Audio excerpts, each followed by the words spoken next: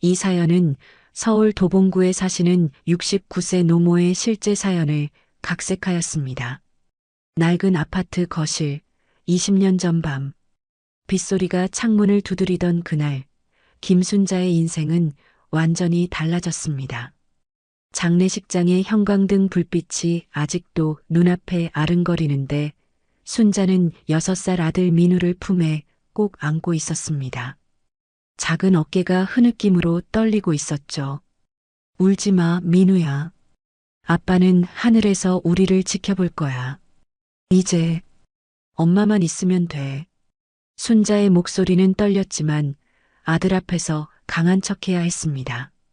민우는 엄마의 품에 얼굴을 묻고 조용히 흐느꼈습니다. 그 작은 등을 쓸어내리는 손길에 순자는 자신의 눈물을 삼켜야 했습니다. 창밖으로 비가 더 거세게 내렸고 그 빗소리가 두 사람의 흐느낌을 덮어주었습니다. 엄마가 있잖아. 엄마가 민우 지켜줄게. 약속할게. 순자는 그 순간 아들을 위해 어떤 희생도 할 수 있다는 마음이 들었습니다. 갑작스러운 남편의 사고로 세상은 무너져 내렸지만 아직 민우가 있었습니다. 살아야 할 이유가 있었죠. 다음 날 아침 순자는 거실 테이블에 앉아 통장 잔고를 확인했습니다. 남편이 남긴 보험금은 병원비와 장례비로 거의 다 나갔고 남은 건 낡은 3억 원짜리 아파트뿐이었습니다. 순자는 식탁에 고개를 묻고 한참을 울었습니다. 하지만 민우가 방에서 나오는 소리가 들리자 재빨리 눈물을 닦았습니다. 민우야, 아침 먹자. 엄마가 계란찜 해줄게. 민우는 아직 눈이 붓고 피곤해 보였지만 순자는 미소를 지었습니다. 아이를 위해서라도 강해져야 했습니다. 시간이 흘러 민우는 10살이 되었습니다. 순자는 낮에는 분식집에서 밤에는 편의점에서 일했습니다. 하루도 쉬지 않고 일했지만 그럴 수밖에 없었죠. 민우의 교육비와 생활비를 벌어야 했으니까요. 어느 새벽 순자는 야간 편의점 알바를 마치고 비틀거리며 집으로 돌아왔습니다. 현관문을 열자 거실불이 켜져 있었습니다. 민우는 책상에 엎드려 잠들어 있었습니다. 교복을 입은 채로 옆에는 풀지 못한 수학 문제가 펼쳐져 있었죠. 순자는 조용히 아들의 어깨를 덮어주며 숙제를 확인했습니다. 우등생은 아니었지만 꾸준히 노력하는 아이였습니다. 순자의 눈에 눈물이 맺혔습니다. 공부 열심히 해야 엄마처럼 고생 안 해.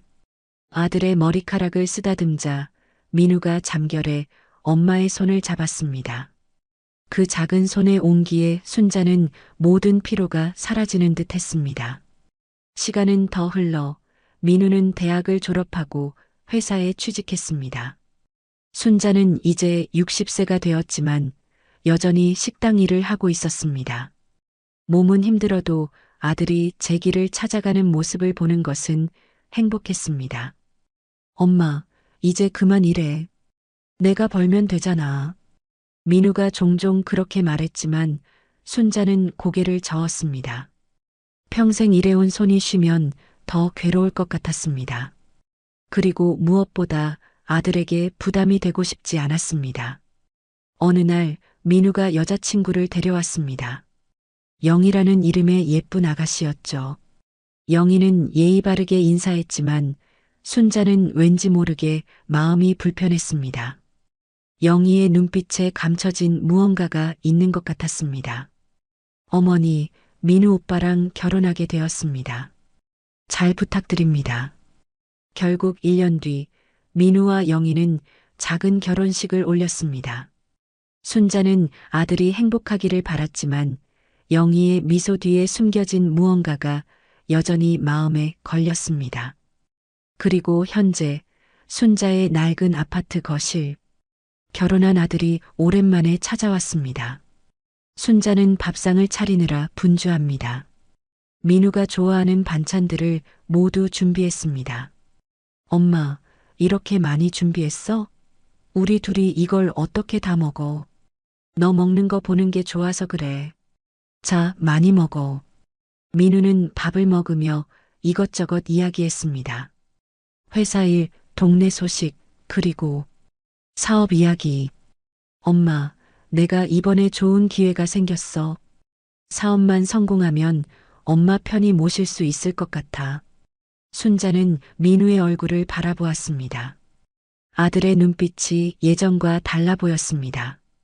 불안한 그림자가 스치는 듯 했습니다. 그래, 무슨 사업인데? 인터넷 쇼핑몰이야. 요즘 대세잖아. 투자자들만 좀 더 구하면 금방 성공할 거야. 순자는 미소를 지었지만 마음 한구석이 불편했습니다. 아들의 말에 진심이 보이지 않았기 때문입니다. 하지만 순자는 그런 생각을 떨쳐냈습니다. 너만 잘 되면 된다. 엄마는 그게 소원이야. 순자는 아들의 손을 꼭 잡았습니다. 민우의 미소 뒤에 무언가 더 있다는 것을 알면서도 알고 싶지 않았습니다. 아들을 믿고 싶었으니까요. 저녁이 깊어가는 시간, 거실에서는 민우와 순자의 대화가 계속되고 있었습니다. TV는 켜져 있었지만 둘 다 화면을 보고 있지 않았습니다. 민우는 손가락으로 테이블을 두드리며 무언가 말을 꺼내려는 듯 했습니다. 엄마, 사실 오늘 온 건 부탁이 있어서야. 순자는 아들의 표정을 살폈습니다.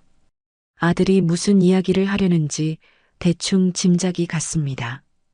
요즘 들어 민우가 전화할 때마다 돈 이야기를 했으니까요. 무슨 부탁인데? 민우는 잠시 머뭇거리다가 입을 열었습니다.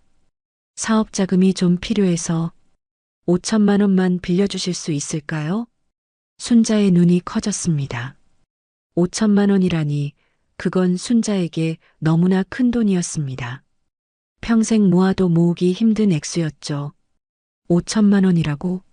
그건 너무 큰 돈이야, 민우야. 민우의 얼굴이 굳어졌습니다. 기대했던 대답이 아니었나 봅니다. 이번이 진짜 마지막이에요. 투자자들만 붙으면 돼요.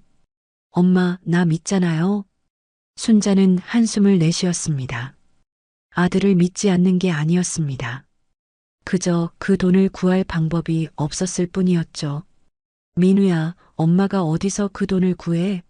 통장에 있는 돈이라고는. 민우가 말을 자르며 목소리를 높였습니다. 엄마 아파트 담보로 하면 되잖아요.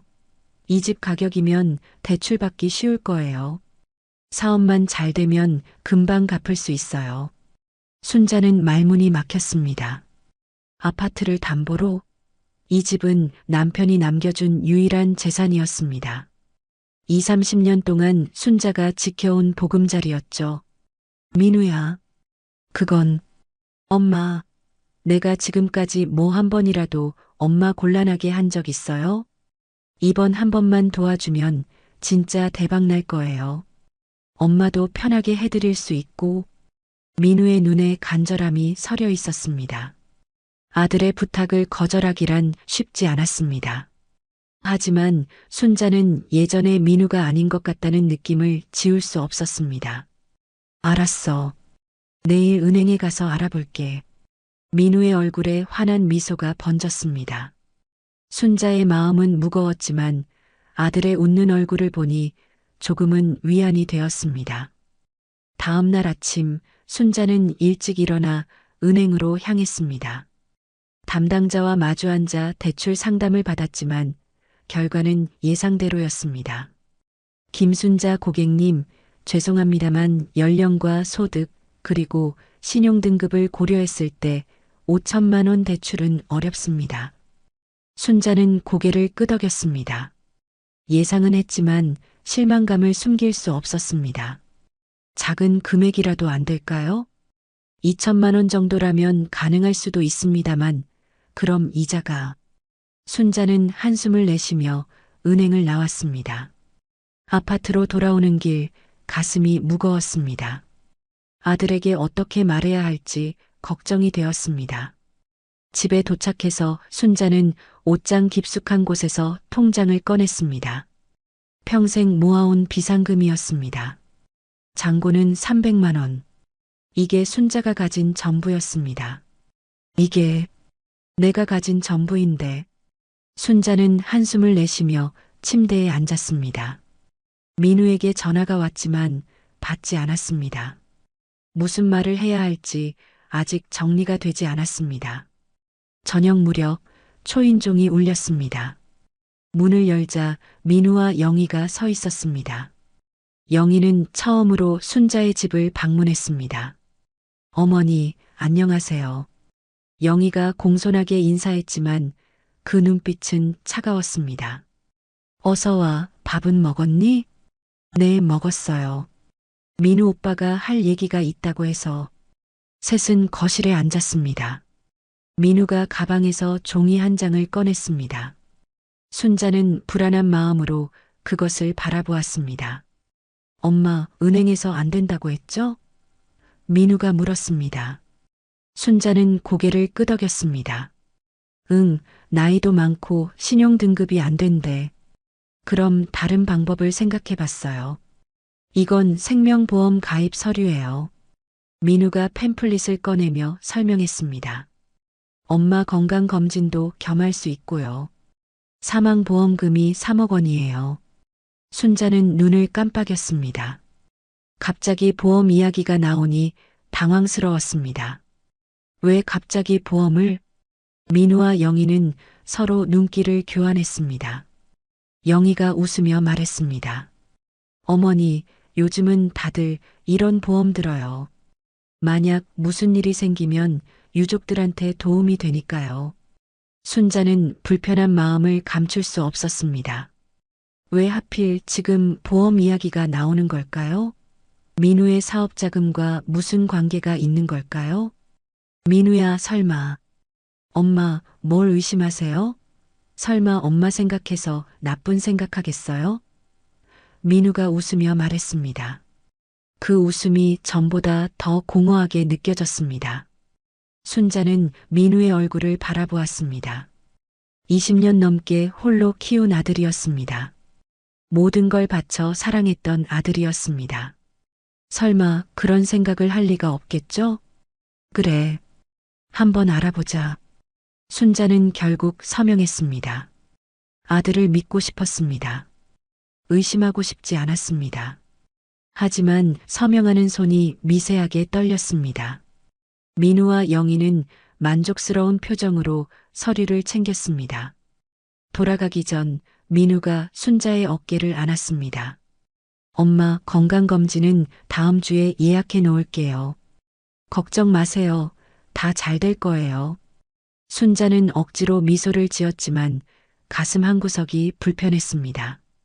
민우와 영희가 떠난 후 거실에 혼자 남은 순자는 창밖을 바라보았습니다. 20년 전 그 비 내리던 밤에 했던 약속이 생각났습니다. 엄마가 민우 지켜줄게. 약속할게. 하지만 지금은 순자는 누구로부터 자신을 지켜야 하는 걸까요? 설마 자신이 그토록 사랑했던 아들로부터? 그날 밤 순자는 잠을 이루지 못했습니다. 이불을 덮고 누웠지만 온갖 생각이 머릿속을 맴돌았습니다. 특히 민우가 내민 보험 서류가 자꾸 눈앞에 아른거렸습니다. 왜 하필 지금 보험 이야기를 꺼냈을까? 창문 너머로 별빛이 희미하게 비치고 있었습니다. 순자는 한참을 천장만 바라보다가 천천히 몸을 일으켰습니다. 물 한 잔 마시러 부엌으로 가는데 문득 핸드폰이 진동하는 소리가 들렸습니다. 누구지? 화면을 확인하니 민우에게서 온 문자였습니다. 엄마, 자고 있어요? 내일 아침 일찍 영희랑 같이 갈게요. 보험 상담사랑 약속 잡았어요. 잘 자요. 새벽 1시에 온 문자였습니다. 이 시간에 보험 이야기라니. 순자의 가슴이 더 답답해졌습니다.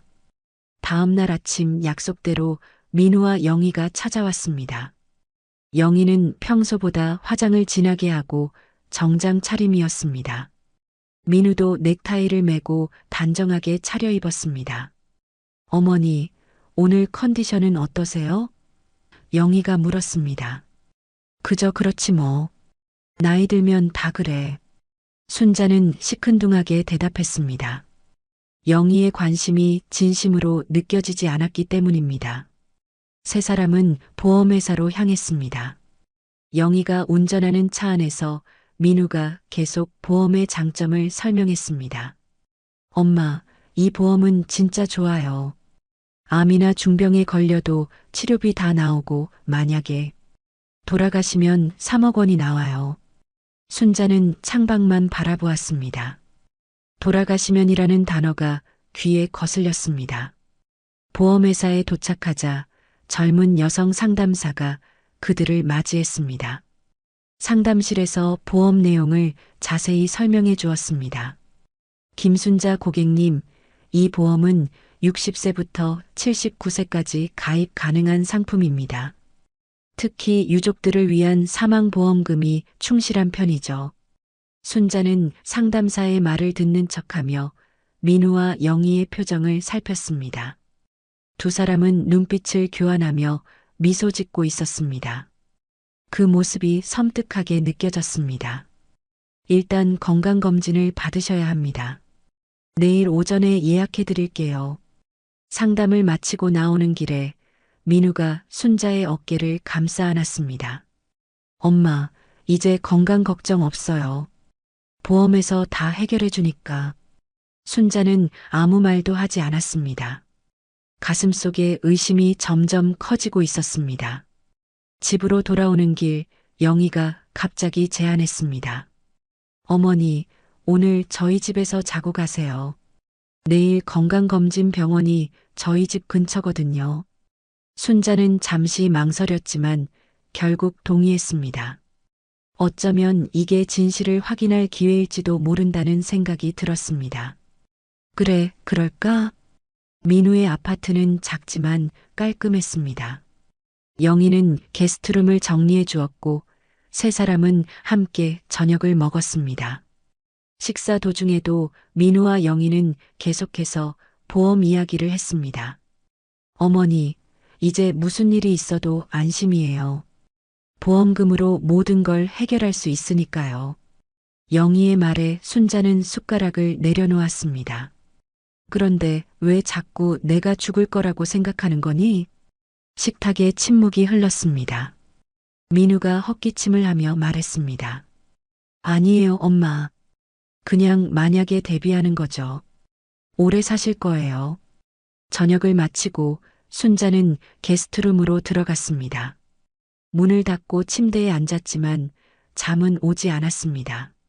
머릿속에 계속해서 의문이 맴돌았습니다.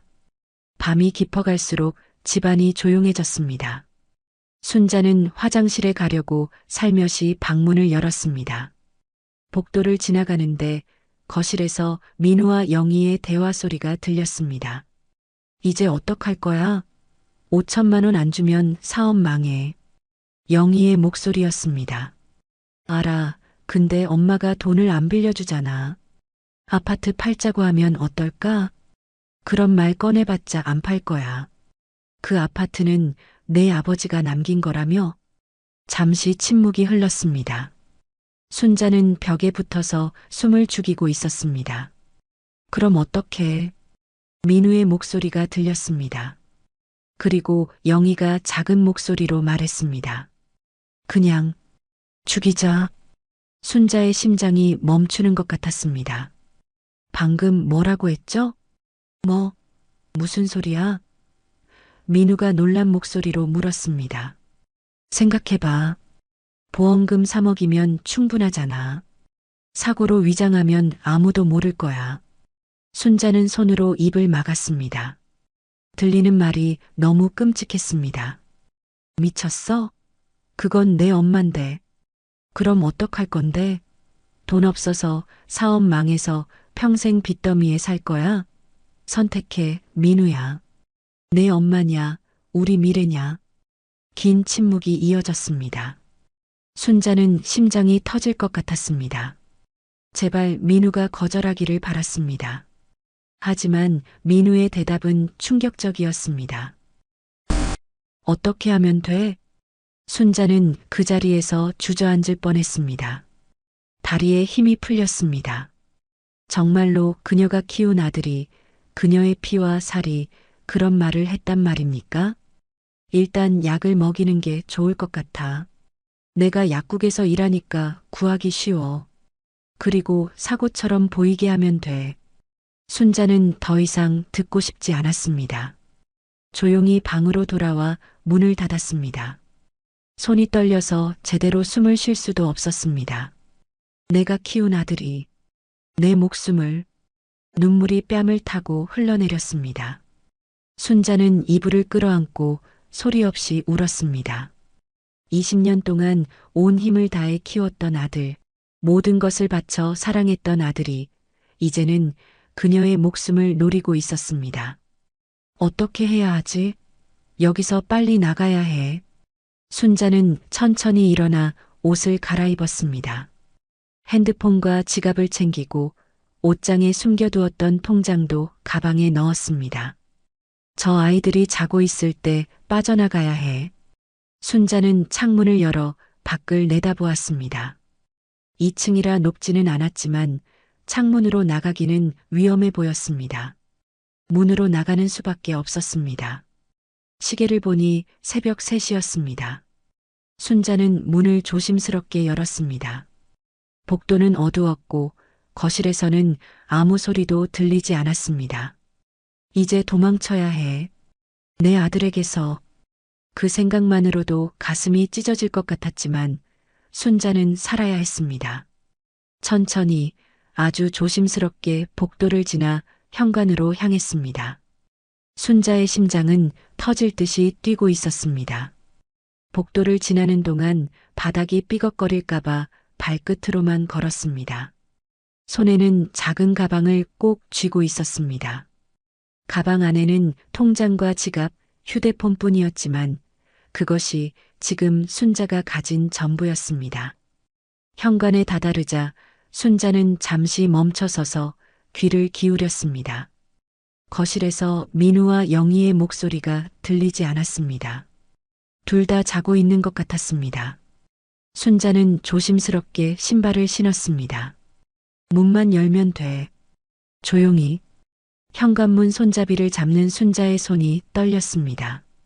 천천히, 아주 천천히 손잡이를 돌렸습니다. 다행히 문이 소리 없이 열렸습니다. 순자는 재빨리 밖으로 나와 문을 닫았습니다. 복도에 서서 순자는 깊게 숨을 들이마셨습니다. 이제 어디로 가야 할까요? 이 시간에 갈 곳이 있을까요? 순자는 엘리베이터 대신 계단을 통해 아래층으로 내려갔습니다. 소리가 덜 날 것 같았기 때문입니다. 아파트 밖으로 나오자 차가운 밤 공기가 순자를 맞이했습니다. 거리는 텅 비어 있었고 가로등만이 어둠을 밝히고 있었습니다. 순자는 무작정 걷기 시작했습니다. 어디로 가야 할지 모르겠지만 일단 이곳에서 멀리 떨어져야 했습니다. 한참을 걸었을까 순자는 24시간 문을 여는 패스트푸드점을 발견했습니다. 안으로 들어가자 따뜻한 공기가 순자를 감쌌습니다. 가게 안에는 아르바이트생 1명과 손님 몇 명뿐이었습니다. 순자는 구석자리에 앉아 커피 한 잔을 주문했습니다. 떨리는 손으로 핸드폰을 꺼내 시간을 확인했습니다. 새벽 4시. 이제 어떻게 해야 할까요? 경찰에 신고해야 할까? 하지만 무슨 죄로 신고할 수 있을까요? 아직 아무런 일도 일어나지 않았습니다. 그저 대화를 엿들은 것뿐이었죠. 게다가 그 대화의 내용은 아들이 자신을 죽이려 한다는 것. 누가 이런 이야기를 믿어줄까요? 순자는 커피를 마시며 생각에 잠겼습니다. 민우와 영희가 깨어나면 그녀가 사라진 것을 알게 될 것입니다. 그러면 무슨 일이 벌어질까요? 그들이 순자를 찾아낼까요? 녹음해야 해. 증거가 필요해. 순자는 핸드폰을 꺼내 녹음 앱을 열었습니다. 다행히 사용법은 간단했습니다. 이제 민우와 영희의 대화를 녹음할 수 있다면. 하지만 그것이 가능할까요? 순자가 돌아간다면 그들은 분명 조심할 테니까요. 게다가 지금 돌아가는 건 너무 위험했습니다. 순자는 지금 할 수 있는 가장 안전한 선택을 해야 했습니다. 천천히 핸드폰을 들어 오랜 친구인 정희에게 전화를 걸었습니다. 정희는 순자의 몇 안 되는 친구 중 한 명이었습니다. 여보세요? 잠에서 깬 듯한 정희의 목소리가 들렸습니다. 정희야, 나 순자야. 순자? 이 시간에 웬일이야? 무슨 일 있어? 순자는 잠시 말을 고르다가 대답했습니다. 내가 지금 좀 급한 일이 생겼어. 며칠만 내 집에 머물러도 될까? 전화기 너머로 침묵이 흘렀습니다. 그리고 정희가 걱정스러운 목소리로 물었습니다. 무슨 일 있는 거야, 순자야? 지금은 말하기 어려워. 만나서 이야기할게. 정희는 더 묻지 않고 주소를 알려주었습니다. 순자는 감사의 인사를 전하고 전화를 끊었습니다. 이제 택시를 타고 정희의 집으로 가면 됐습니다. 순자는 택시를 기다리면서 민우에게서 온 부재중 전화와 문자 메시지를 확인했습니다. 엄마, 어디 계세요? 일어나 보니 안 계시길래 걱정했어요. 전화 좀 받아주세요. 순자는 한숨을 내쉬며 핸드폰을 가방에 다시 넣었습니다. 아들의 문자가 진심으로 느껴지지 않았습니다. 택시를 타고 정희의 집으로 향하는 동안 순자는 창밖을 바라보며 생각에 잠겼습니다. 어떻게 이런 일이 벌어진 걸까요? 어떻게 자신이 그토록 사랑했던 아들이 이렇게 변할 수 있었을까요? 내가 뭘 잘못했을까? 정희의 집에 도착하자 정희가 문 앞에서 기다리고 있었습니다. 순자를 보자마자 달려와 안아주었습니다. 순자야, 도대체 무슨 일이야? 얼굴이 너무 안 좋아 보여. 순자는 정희의 품에서 참았던 눈물을 터뜨렸습니다. 정희는 순자를 안으로 이끌어 따뜻한 차를 내왔습니다. 이제 천천히 말해봐. 무슨 일인지. 순자는 모든 것을 털어놓았습니다. 민우가 5천만 원을 요구한 일, 보험 가입을 권유한 일, 그리고 엿들은 충격적인 대화까지. 정희는 놀라서 입을 다물지 못했습니다. 설마, 민우가 그럴 리가 없어. 내가 잘못 들은 거 아니야? 순자는 고개를 저었습니다. 내 귀를 의심했지만 분명히 들었어. 영희가 주기자라고 말했고 민우는 거절하지 않았어. 정희는 한동안 말을 잇지 못했습니다. 그리고 결심한 듯이 말했습니다. 경찰에 신고해야 해, 순자야. 무슨 증거로? 그저 내가 엿들은 대화뿐이잖아. 누가 믿어줄까? 그래도 내 목숨이 위험할 수도 있어. 녹음이라도 해둬야 했는데. 순자는 잠시 생각하다가 말했습니다. 증거가 필요해. 그들이 다시 그런 이야기를 할 때 녹음할 수 있다면. 정희가 놀란 표정으로 순자를 바라보았습니다. 설마 다시 그 집에 가려고? 너무 위험해. 그런데 다른 방법이 없어. 증거 없이는 아무도 내 말을 믿지 않을 거야. 정희는 걱정스러운 표정이었지만 순자의 결심을 바꿀 수 없다는 것을 알았습니다. 그럼 내가 같이 갈게. 안 돼, 정희야.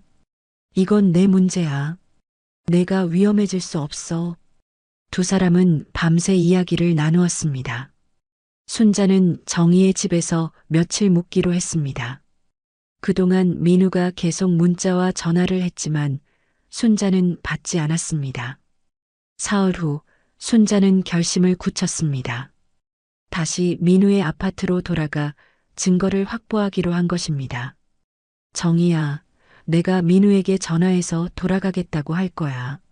하지만 미리 핸드폰에 녹음 앱을 켜놓을 거고. 정희는 걱정스러운 표정이었지만 순자의 결심을 존중해 주었습니다. 조심해, 순자야. 무슨 일 있으면 바로 나한테 연락해. 순자는 깊게 숨을 들이마신 후 민우에게 전화를 걸었습니다. 몇 번의 신호음 후에 민우가 전화를 받았습니다. 엄마, 어디 계셨어요? 걱정했다고요.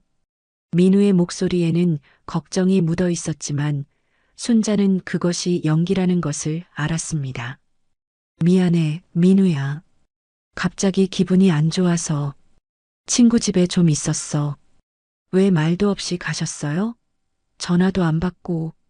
지금 돌아갈게. 집으로 데리러 와줄래? 민우는 잠시 망설이는 듯 했지만 이내 대답했습니다. 네, 지금 바로 갈게요. 어디 계세요?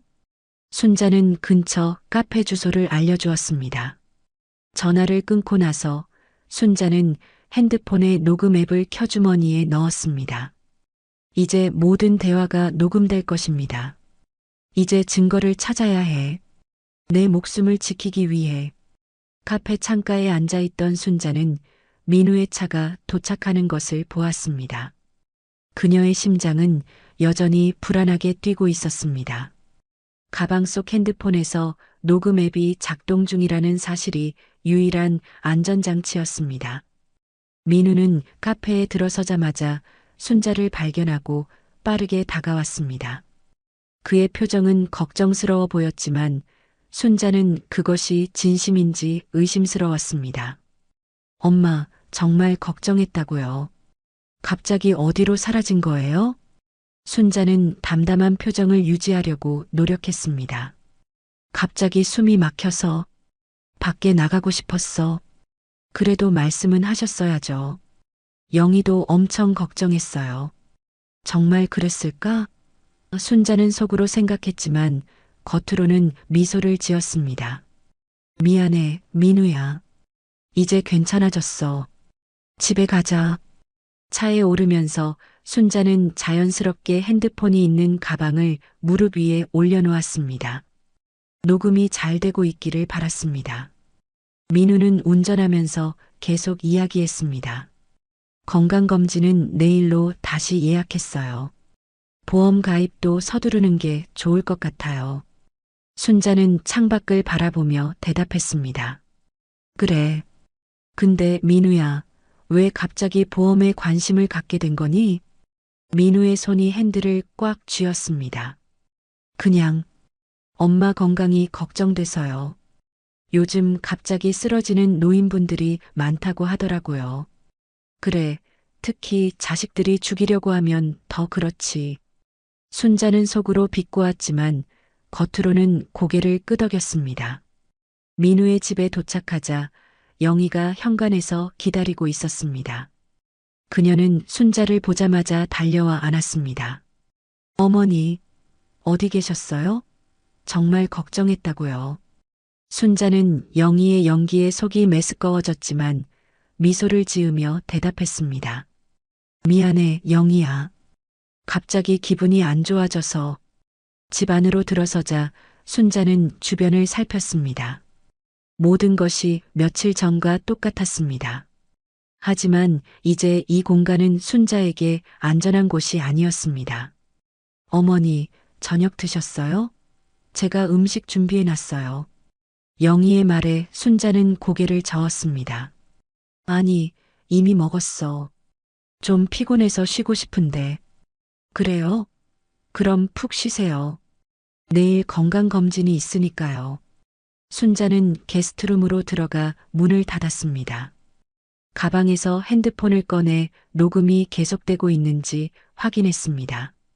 다행히 제대로 작동하고 있었습니다. 침대에 앉아 순자는 생각에 잠겼습니다. 어떻게 해야 그들의 계획을 다시 들을 수 있을까? 단순히 기다리는 것만으로는 부족할 것 같았습니다. 잠시 후 순자는 문을 열고 거실로 나갔습니다. 민우와 영희는 부엌에서 이야기하고 있었습니다. 내가 내일 약국에서 일을 핑계로 빠져나올게. 영희의 목소리가 들렸습니다.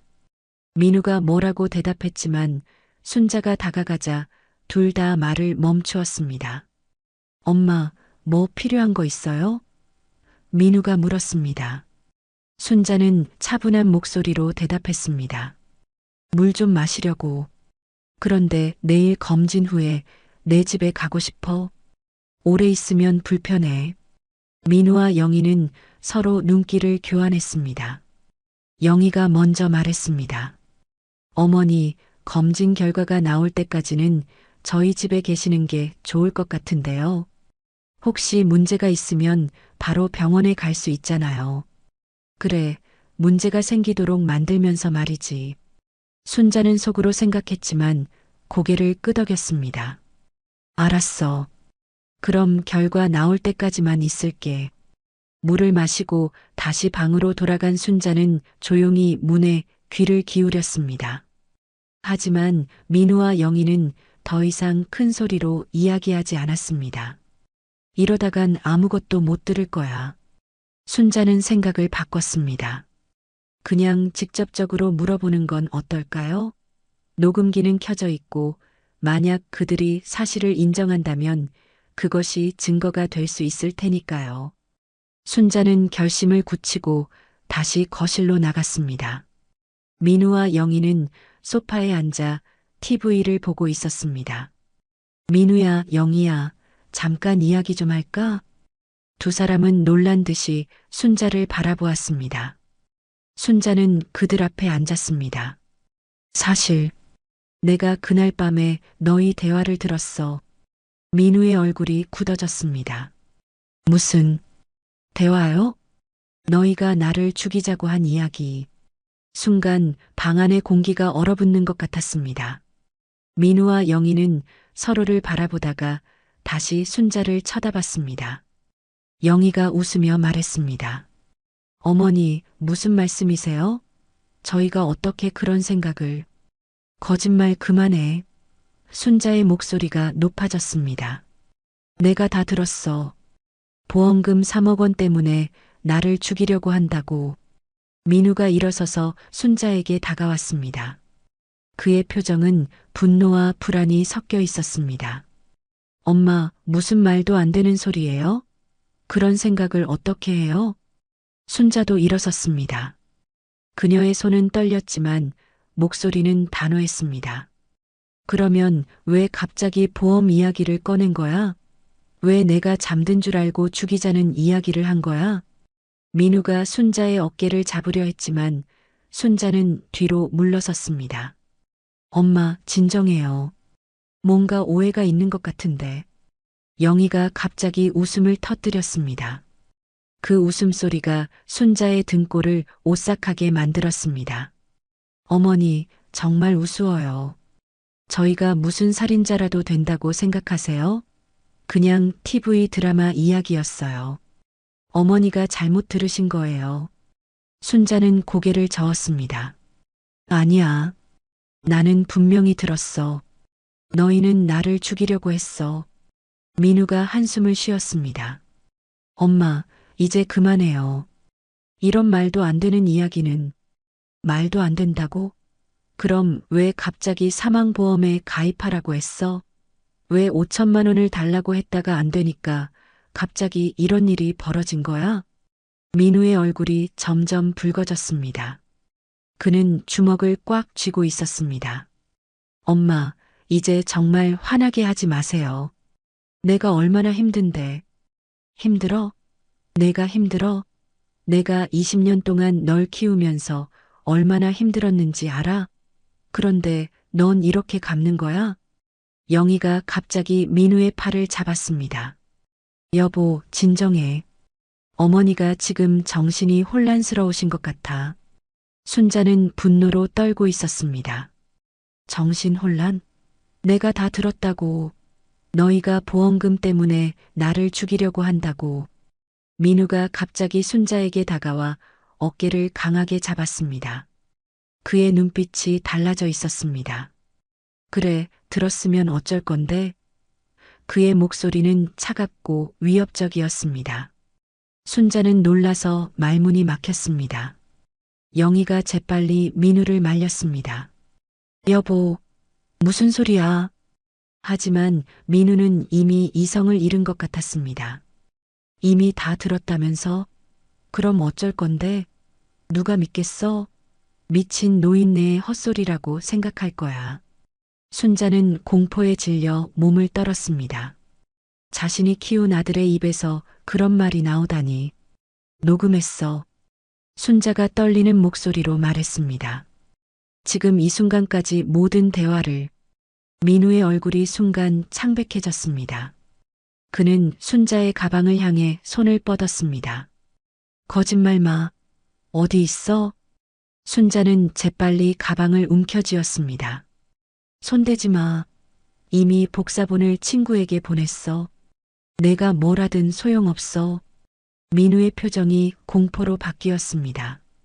영희도 창백해진 얼굴로 순자를 바라보고 있었습니다. 이제 어떡할 거야? 날 정말 죽일 거야? 순자가 물었습니다. 민우와 영희는 서로를 바라보았습니다. 그들의 계획이 무너지고 있었습니다.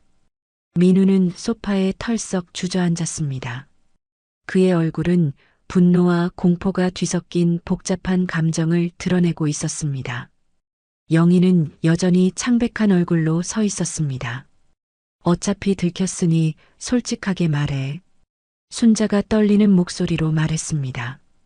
왜 이런 끔찍한 일을 계획한 거야? 민우는 잠시 침묵하다가 고개를 들었습니다. 그의 눈에는 순자가 한 번도 보지 못했던 냉기가 서려 있었습니다.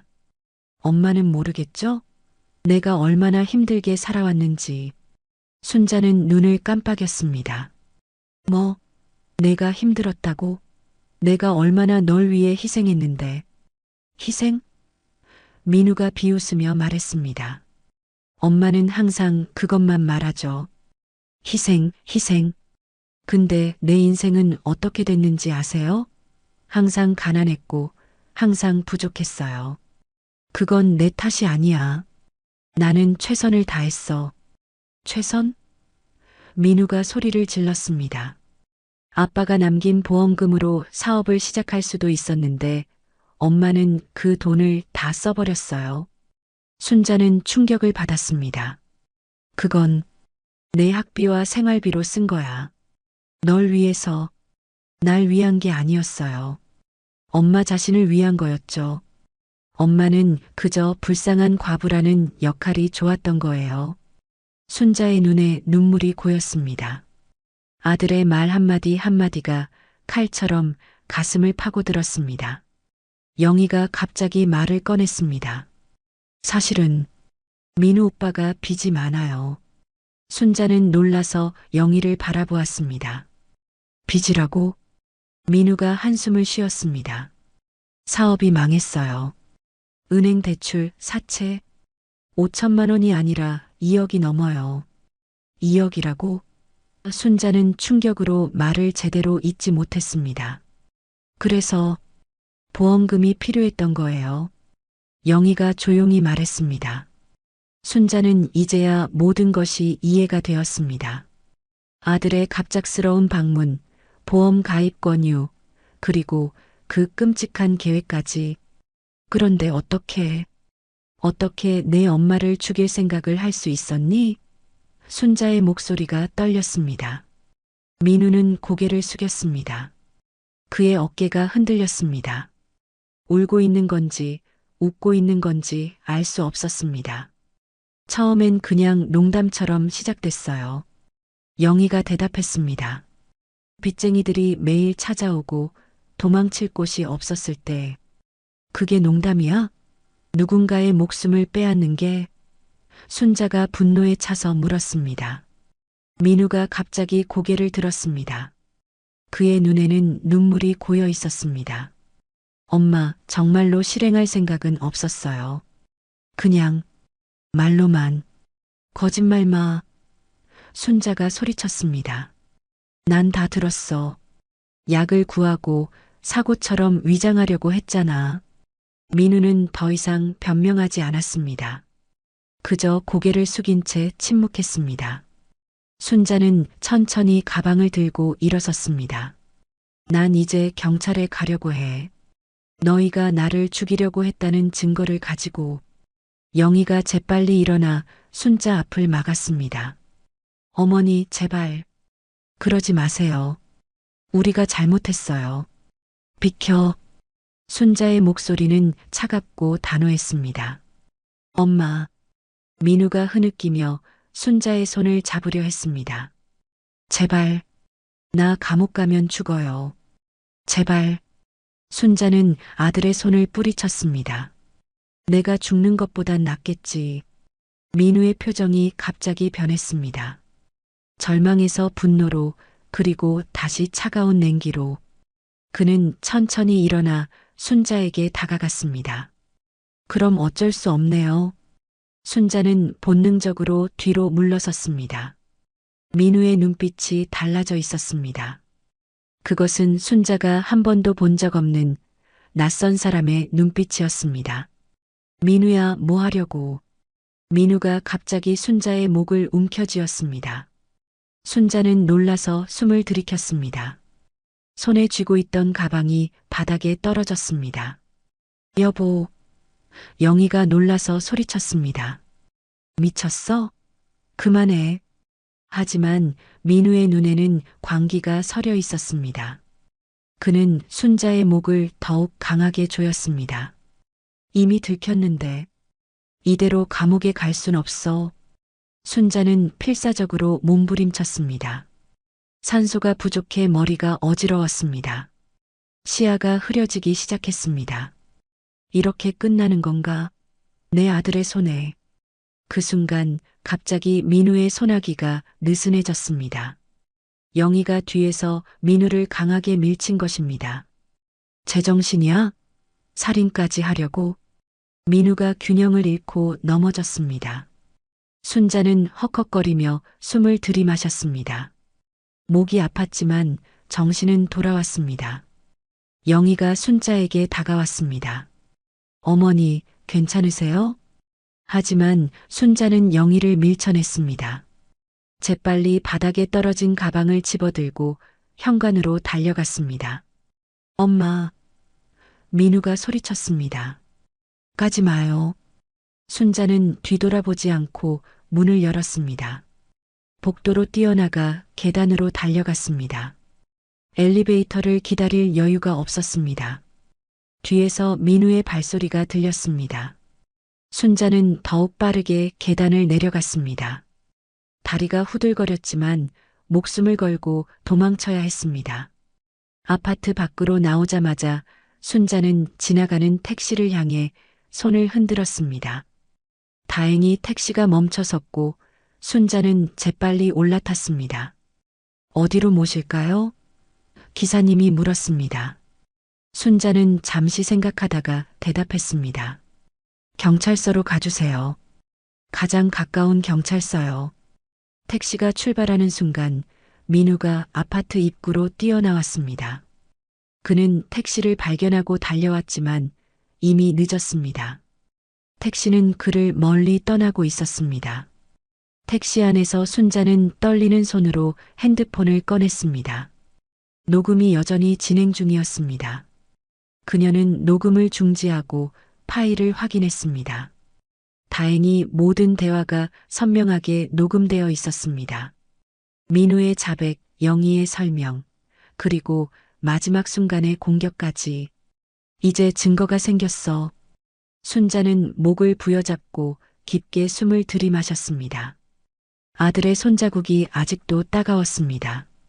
그녀의 눈에서 눈물이 흘러내렸습니다. 내가 그렇게 사랑했던 아들이 어쩌다 이렇게 됐을까? 경찰서에 도착하자 순자는 심호흡을 하고 택시에서 내렸습니다.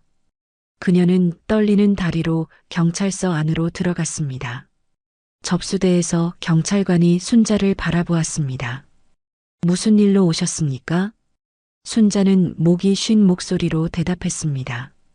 제 아들이 저를 죽이려고 했어요. 증거가 있어요. 경찰관의 눈이 커졌습니다.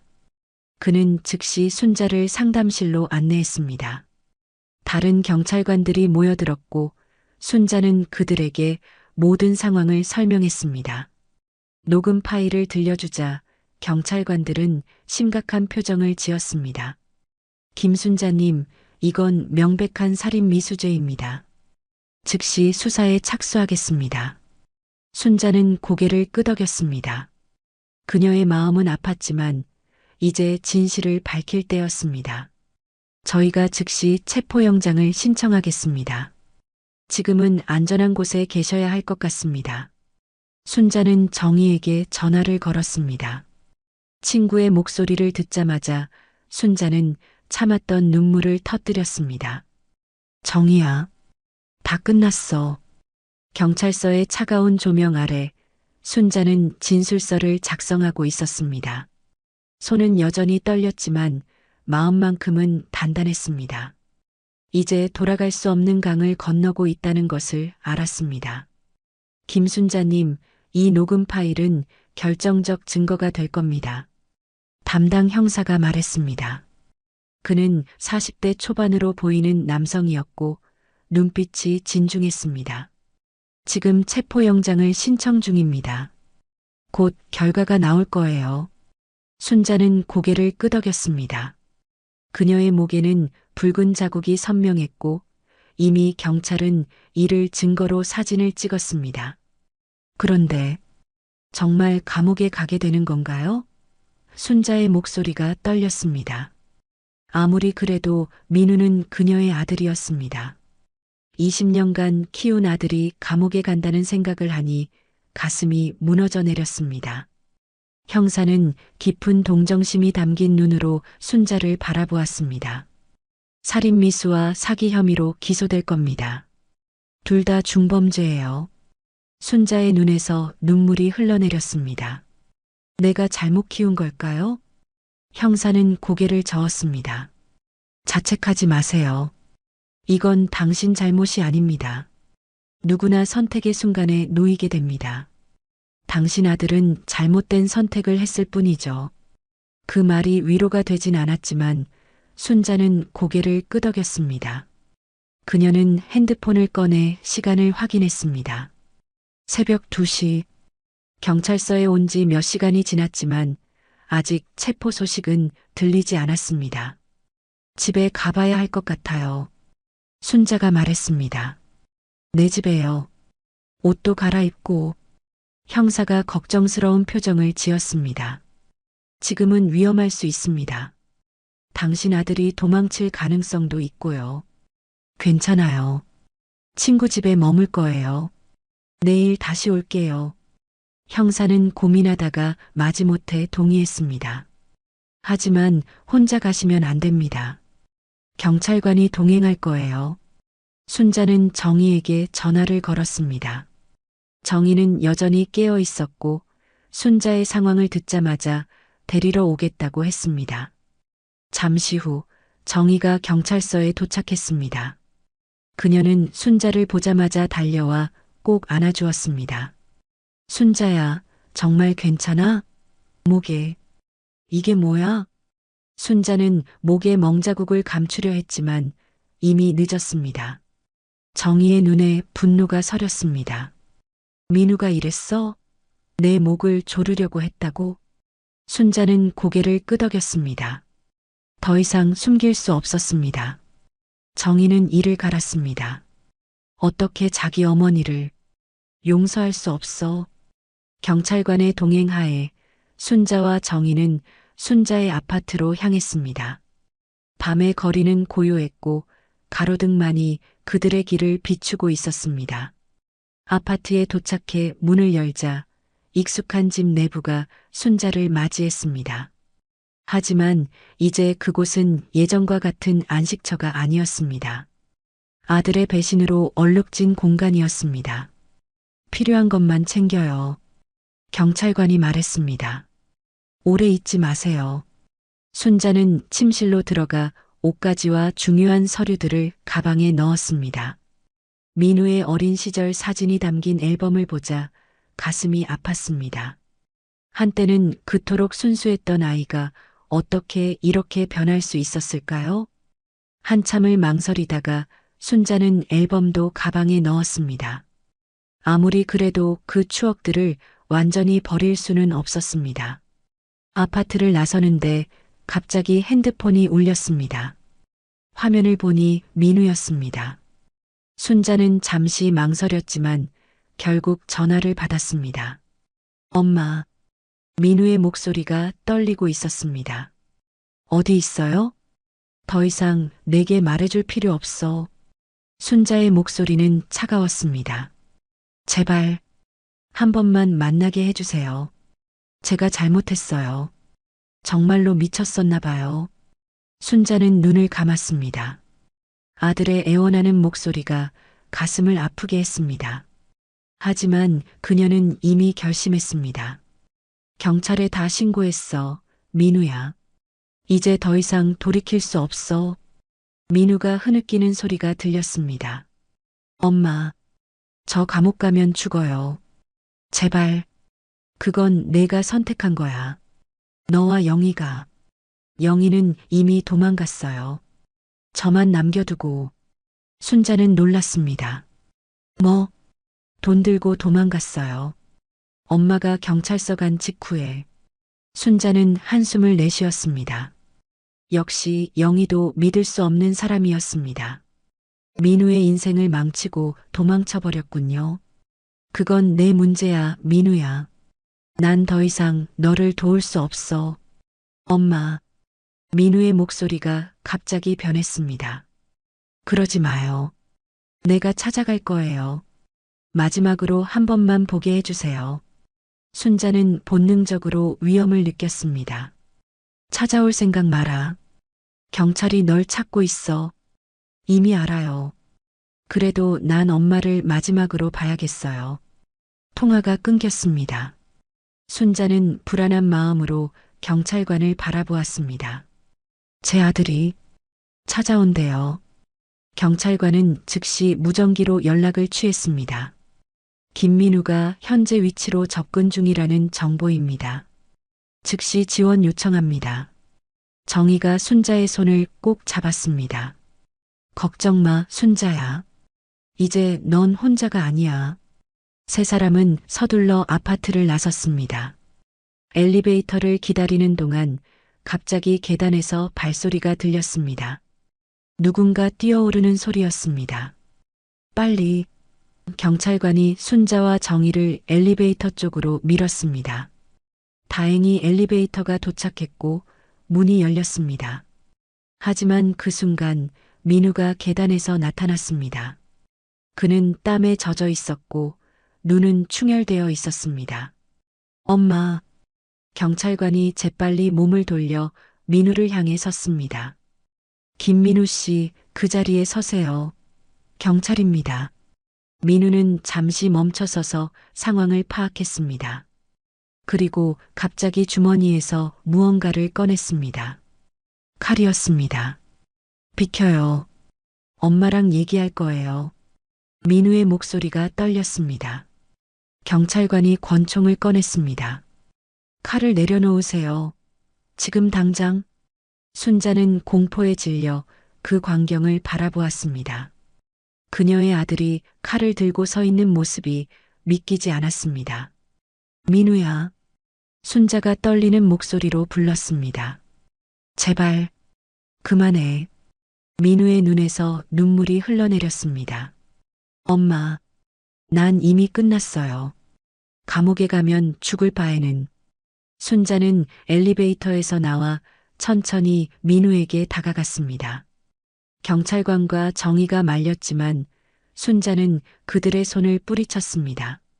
민우야, 칼 내려놓자. 아직 늦지 않았어. 민우는 순자를 바라보았습니다. 그의 눈에는 깊은 절망과 후회가 가득했습니다. 엄마, 정말 미안해요. 난 끔찍한 아들이었어요. 순자의 눈에서 눈물이 흘러내렸습니다. 그래도 넌 내 아들이야. 내려놓고 같이 가자, 응? 민우의 손이 떨렸습니다. 칼이 바닥에 떨어질 것 같았습니다. 그 순간 계단에서 다른 경찰들이 뛰어 올라왔습니다.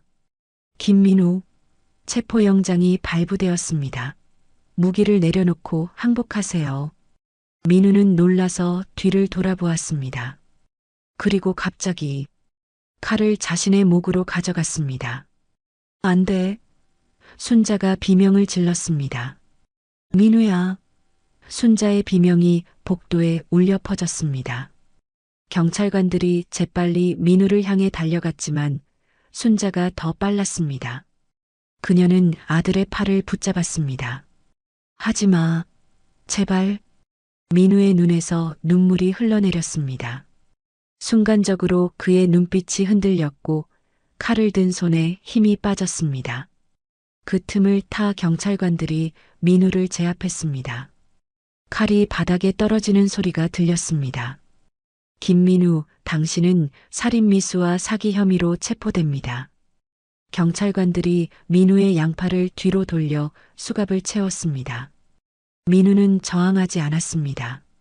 그저 고개를 숙인 채 순자를 바라보고 있었습니다. 엄마, 미안해요. 순자는 말없이 아들을 바라보았습니다. 그녀의 가슴 속에는 분노와 슬픔, 그리고 측은함이 뒤섞여 있었습니다. 이 아이가 정말 자신이 그토록 사랑했던 아들인지 의문이 들었습니다. 경찰관들이 민우를 데리고 내려가는 동안 순자는 그 자리에 서서 멍하니 바라보고 있었습니다. 정의가 다가와 그녀의 어깨를 감싸 안았습니다. 괜찮아, 순자야. 이제 다 끝났어. 하지만 순자는 알고 있었습니다. 이것은 끝이 아니라 또 다른 시작이라는 것을. 이제 긴 법적 절차가 기다리고 있었고 아들은 감옥에 가게 될 것입니다. 그리고 그녀는 어떻게 살아가야 할까요? 그날 밤 순자는 정희의 집에서 잠을 이루지 못했습니다. 밤새 천장만 바라보며 생각에 잠겼습니다. 20년 전 비 내리던 그 밤에 시작된 여정이 이렇게 끝날 줄은 몰랐습니다. 다음 날 아침 경찰서에서 연락이 왔습니다. 민우의 구속심사가 있을 예정이었고 순자는 증인으로 출석해달라는 요청이었습니다. 가야 할까요? 순자가 정희에게 물었습니다. 정희는 고개를 끄덕였습니다. 가야지. 끝까지 내가 직접 봐야 해. 법원은 차갑고 엄숙한 분위기였습니다. 순자는 증인석에 앉아 떨리는 목소리로 그날 밤의 일을 진술했습니다. 녹음 파일이 증거로 제출되었고 법정에는 민우와 영희의 대화가 울려 퍼졌습니다. 그냥 죽이자. 순자는 눈을 감았습니다. 그 말을 다시 듣는 것은 너무 고통스러웠습니다. 민우는 피고인석에 앉아 고개를 숙인 채 있었습니다.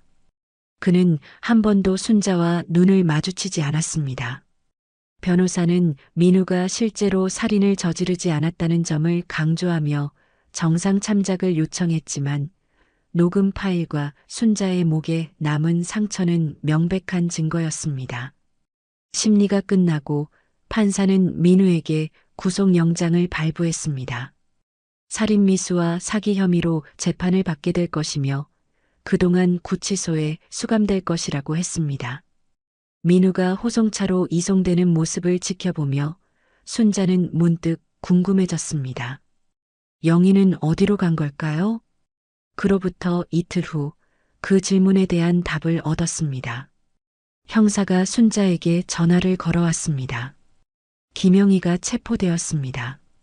공항에서 해외로 도주하려다 붙잡혔어요. 순자는 안도의 한숨을 내쉬었습니다.